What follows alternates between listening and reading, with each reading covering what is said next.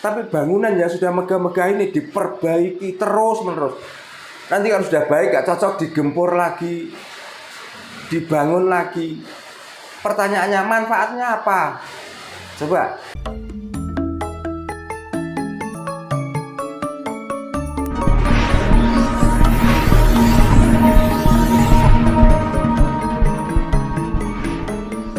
Di saat kena musibah, lagi diuji karo Gusti.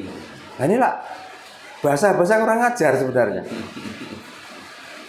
Lalu sebelum diuji itu mbok koreksi diri kita itu sudah benarkah cara kita menjaga hidup kita itu sendiri. Orang banyak utang kan sebenarnya salahnya kenapa kok utang dulu? Setelah utang sudah banyak, ya, cara memakainya salah, lalu setiap bulan mengangsur, akhirnya apa yang terjadi? Ini musibah dan lain sebagainya. Setelah bangkrut, mintanya ke Tuhan lagi, nuduh lagi sama Tuhan. Nggak mau introspeksi dirinya. Kesalahan apa toh yang saya lakukan sehingga hidup saya itu begini? Di saat menang lotre mengaku kekasih Alhamdulillah. Tuhan, alhamdulillah.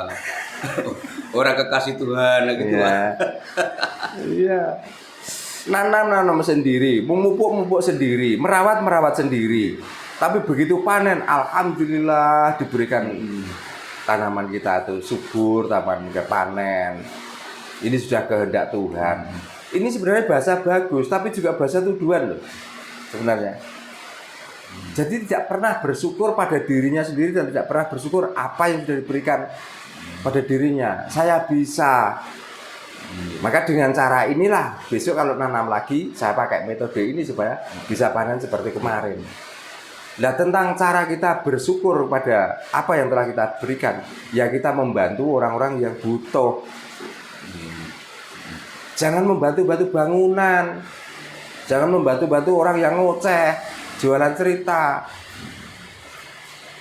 Karena membantu bangunan dengan orang yang ngoceh nanti katanya dapat pahala. Iya Pak, ini masalahnya kan gitu. Lah fakir miskin, yatim piatu tidak pernah diperhitungkan. Katanya nggak dapat pahala. Kalau nyumbang di bangunan kan kelihatan. Daripada kita iuran mas untuk membangun bangunan yang hanya tujuannya untuk itu. Oke. Mendingan kita itu melihat tetangga kita itu loh, yang rumahnya masih reot, yang penghasilannya itu pas-pasan, makan saja susah. Hamba kita itu mengadakan jamaah, mengadakan kumpulan, ya nggak menghitung nominal lah, ya paling tidak 5.000 atau 2.000. Itu per bulan satu kampung itu dengan mengumpulkan dana 2.000. Itu sudah berapa orang per bulan tuh yang bisa kita bantu? Coba. Tapi bangunan yang sudah megah-megah ini diperbaiki terus-menerus. Nanti kalau sudah baik gak cocok digempur lagi, dibangun lagi. Pertanyaannya manfaatnya apa? Coba. Kalau supaya kita tenang cara menyembah, benarkah orang yang di dalamnya itu menyembah? Buktinya apa? Apakah dengan pakai sarung, pakai baju, pakai kopiah, lalu mengadakan ritual budaya itu terus itu menyembah? Orang yang sudah menyembah dengan Tuhan itu sudah tahu kebenaran, sudah tahu tentang rasa. Nah nyatanya orang-orang yang menyembah dengan cara memakai tempat-tempat yang bagus, tempat-tempat yang enak, kok tidak punya rasa sama sekali? Coba. Makanya ini kalau terus menerus, mungkin orang yang punya rumah mewah ada, ya. Tapi di samping yang punya rumah mewah ada, di sekeliling kita itu masih banyak orang yang rumahnya masih jelek, yang membutuhkan Pak. Yang membutuhkan. Di tengah-tengah itu ada bangunan yang megah, yang mewah, bahkan sampai menjulang tinggi ke langit. Di bawahnya masih ada orang yang memiliki rumah dari anyaman bambu, masih reot. Coba, apa gak malu? Tapi kan bahasa ini di framing lagi. Karena ini rumahnya Tuhan, Ya sekuat tenaga kita harus membangunkan Tuhan itu supaya senang. Nah Tuhan mempunyai segalanya kok dibangunkan bangunan seperti itu terus Tuhan senang loh. Berarti kan dia tuh berhenti pada Tuhan yang KW, Tuhan yang abal-abal itu. Nggih. Tuhan kok melarat kok ya. Nah inilah dogma-dogma agama. Makanya sebenarnya Nusantara ini nggak butuh agama sebenarnya. Orang yang beragama itu cuma orang yang berkepentingan saja. Nggih. Makanya yang menyampaikan kiai-kiai desa yang tidak punya apa-apa, cara penyampaiannya sama, tapi beda dengan orang yang punya jabatan, orang yang mempunyai kekayaan. Kalau kiai desa itu nggak pernah dihiraukan. Bahkan kalau waktu kumpul-kumpul ada kiai desa itu ceramah, ya didengarkan, tapi cara mendengarkannya dengan tidur. Dengan semede. Tapi kalau sudah gelarnya Dokter Randes, apalagi ditambahi H. Oh. Coba. Kiai desa salaman aja cuman begini, tapi kalau sudah ada embel-embelnya, salamannya dipegang tangannya erat dicium. Kadang ngapa teko aras-arasan kiai Nah, desa. itu. Padahal disampaikan sama. Nggih. Kitabnya juga sama, Pak. Ya sama. Justru malah kalau didengarkan tuh ayem dari kiai-kiai desa. Tanpa teori politik Pak kalau kiai desa, Pak. Biasanya kan kayak gitu kan. Nah, itulah makanya sebenarnya tidak penting Nusantara ini Beragama. dengan agama atau orang itu beragama. Nggih. Ini Tapi adalah- kalau agomo Nggih. harus, karena agomo itu ageman. Ageman itu pegangan. Beda Pak antara agama dengan agomo nggih. Agama ini kan sudah diadopsi orang toh. Nggih. Sebenarnya dia mengadopsi dari bahasa agomo. Oh, gitu. Makanya pertanyaannya, apakah ada bahasa agama dari orang-orang yang menyebarkan agama di sini itu? Dari sananya apakah ada? Nggih. Karena maaf, kalau dari bahasa agama adin, apakah artinya agama? Tidak.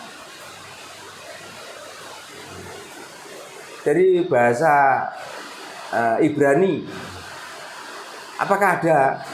Dari sana itu sudah mengatakan bahwa ini adalah agama. Sudah nggak ada. Dia mempunyai bahasa sendiri. Artinya juga bukan agama.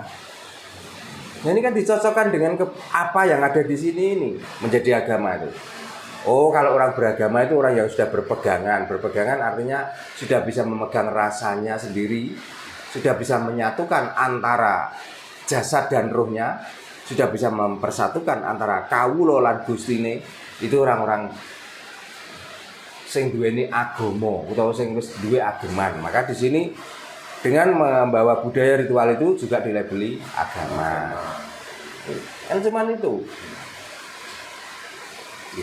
Ini ada lagi Pak, butuh pemahaman menurut versi Jawa Pak Jarno gitu. Iya. Kan sering saya pribadi itu dengar kata-kata mati syahid gitu.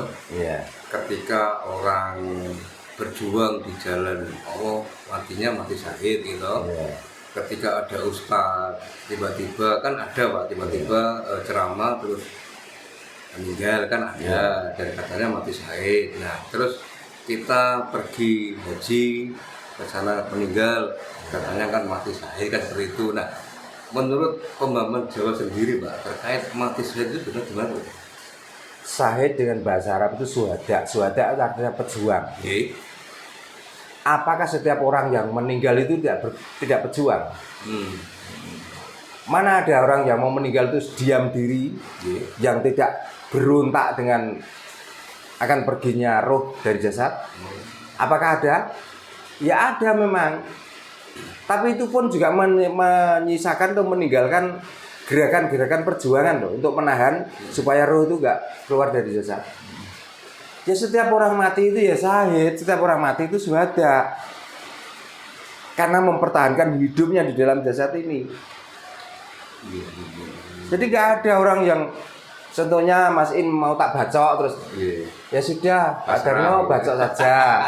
Terus setelah saya bacok terus diem, terus gak kejet-kejet. Kejet-kejet ini apa toh? Ini memperjuangkan supaya roh ini gak lepas dari.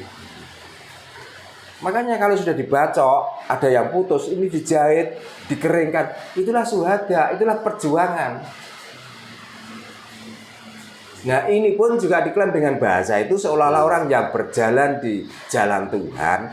Nah saya kudu guyuni.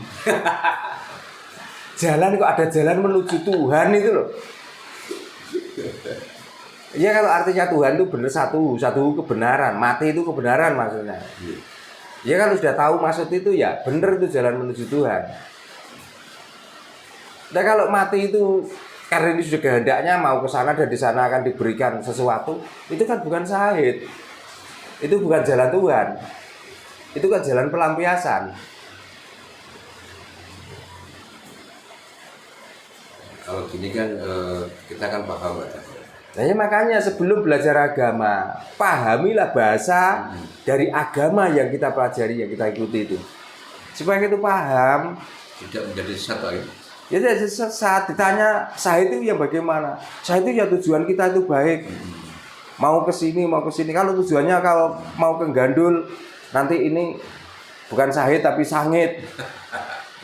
Nah, kita mau ke sana itu juga berjuang loh, pakai bensin, pakai sepeda.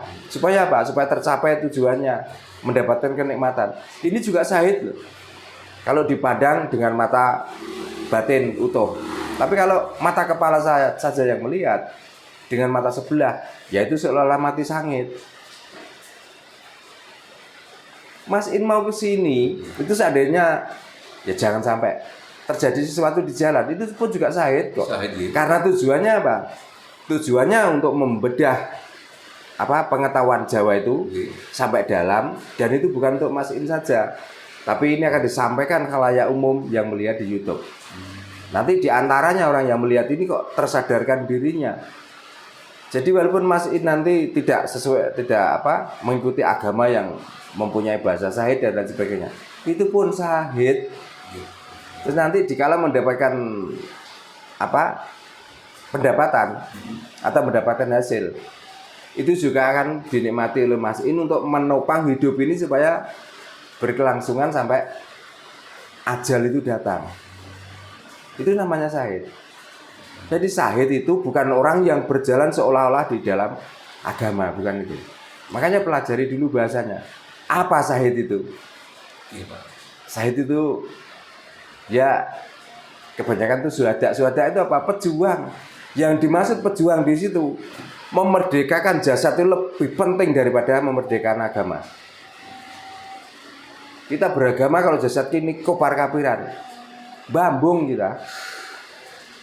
Gitu. Ini terkait bahasa juga, masih terkait bahasa Pak Dharma. Tuhan itu kan bahasa Tuhan itu kan banyak Pak. Ada juga yang mengatakan bahwa Tuhan itu Sang Yang Widi, gitu.